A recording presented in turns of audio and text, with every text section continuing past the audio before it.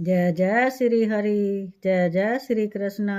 दोस्तों नमस्कार, मैं शारदा शर्मा। मेरे चैनल शारदा भक्ति 2.0 पर आपका स्वागत है। धार्मिक व्रत कथा कहानी सुनने के लिए मेरे चैनल को सब्सक्राइब करें और लाभ उठाएं। दोस्तों आज हम आपके लिए लेकर आए हैं माघ मास महात्म अध्याय 3। तो आइए शुरू करते हैं। माघ मास महात्म तीसरा अध्याय। तब राजा दिलीप कहने लगे कि महाराज, यह पर्वत कितना ऊंचा और कितना लंबा चौड़ा है।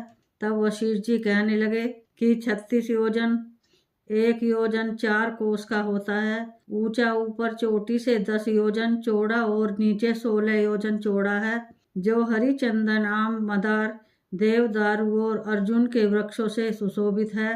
दुर्भिक्ष से दुखी होकर इस सुंदर पर्वत को और फल फूलों से परिपूर्ण देखकर भृंगु वहीं रहने लगे और वहां पर कंदराव वनों और उपवनों में बहुत दिनों तक तप करते रहे।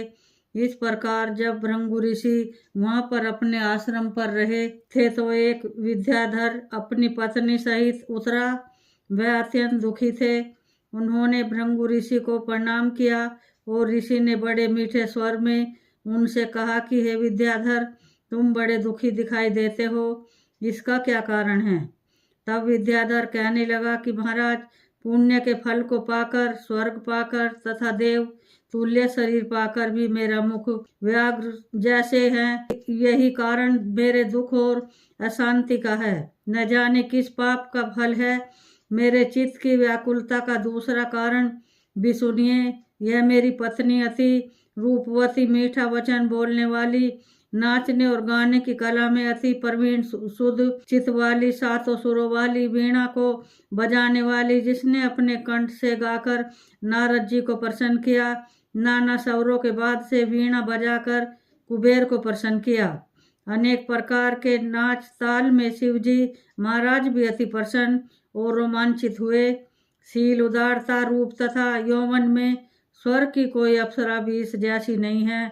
कहा ऐसी चंद्रमुखी स्त्री और कहाँ मैं व्याघ्र मुख वाला, यही चिंता सदैव मेरे हृदय को जलाती है। विद्याधर के ऐसे वचन सुनकर तीनों लोकों की भूत, भविष्य और वर्तमान की बात जानने वाले तथा दिव्य दृष्टि वाले ऋषि कहने लगे कि हे विद्याधर, कर्म के विचित्र फल प्राप्त हो जाते हैं। मक्खी के पैर जितना विष भी प्राण लेने वाला हो जाता है। छोटे छोटे पापों का फल भी अत्यंत दुखदायी हो जाता है। तुमने माघ मास की एकादशी का व्रत करके द्वादशी के आने तक शरीर में तेल लगाया, इसी पाप कर्म से व्याग्र हुए। एकादशी के दिन उपवास करके द्वादशी को तेल लगाने से राजा पुरूरवा ने भी कुरूप शरीर पाया था। तब वह अपने कुरूप शरीर को देखकर दुखी होकर हिमाचल पर्वत पर देव सरोवर के किनारे पर गया। प्रीतिपूर्वक शुद्ध स्नान पर कुशा के आसन पर बैठकर भगवान कमल के नेत्र वाले पीतांबर पहने, वनमाला धारण किए हुए विष्णु का चिंतन करते हुए पुरूरवा ने 3 मास तक निराहार रह भगवान का चिंतन किया।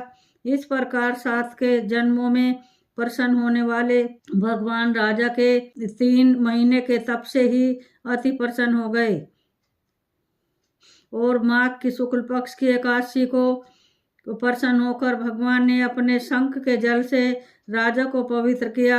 भगवान ने उसके तेल लगाने की बात याद दिलाकर सुंदर देवताओं का रूप दिया, जिसको देखकर उर्वशी भी उसको चाहने लगी और राजा सुकृत्य होकर अपनी पुरी को चला गया।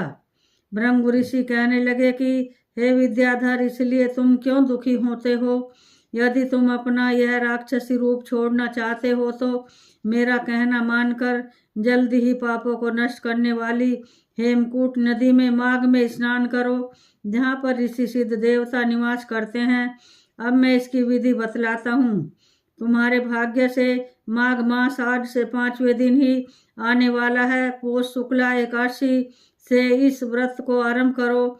भूमि में सोना, जितेंद्रिय रहकर दिन में 3 समय स्नान करके महीना भर तक के निराहार रहो। सब भोगों का त्याग कर तीनों समय को शिव जी स्त्रोत और मंत्रों से पूजन करोगे तो तुम्हारा मुख कामदेव के समान हो जाएगा और देवता भी तुम्हारा मुख देखकर चकित हो जाएंगे और तुम अपनी पत्नी के साथ सुखपूर्वक क्रीड़ा करोगे। माघ मास के प्रभाव को जानकर सदा माघ में स्नान करो। पाप और दरिद्रता से बचने के लिए मनुष्य को सदा यत्न से माघ मास का स्नान करना चाहिए। यह स्नान सदा सब दानों और यज्ञों के फल को देता है और पापों का क्षय होता है। वशिष्ठ कहते हैं कि ये राजा, दिलीप की यह कथा भृंगु जी ने विद्याधर को सुनाई। माघ स्नान योगों से भी बढ़कर यज्ञ तथा यज्ञों से बढ़कर गर्जना करता है। पुष्कर, कुरुक्षेत्र, ब्रह्मवार्त, काशी, प्रयाग तथा गंगा सागर जैसे संगमों से मनुष्य को जो फल 10 वर्ष में मिलता है, उतना ही फल माघ मास में स्नान करने से 3 दिन में मनुष्य को मिलता है। इसमें संशय नहीं है कि चिरकाल तक स्वर्ग में रहने की इच्छा करने वाले मनुष्यों को सदा यत्न से माघ मास में स्नान करना चाहिए। आयु, आरोग्य, धन, रूप, कल्याण और गुण प्राप्त करने वालों को माघ का स्नान कभी नहीं छोड़ना चाहिए। स्नान करने वाला इस लोक तथा परलोक में सदा सुख पाता है।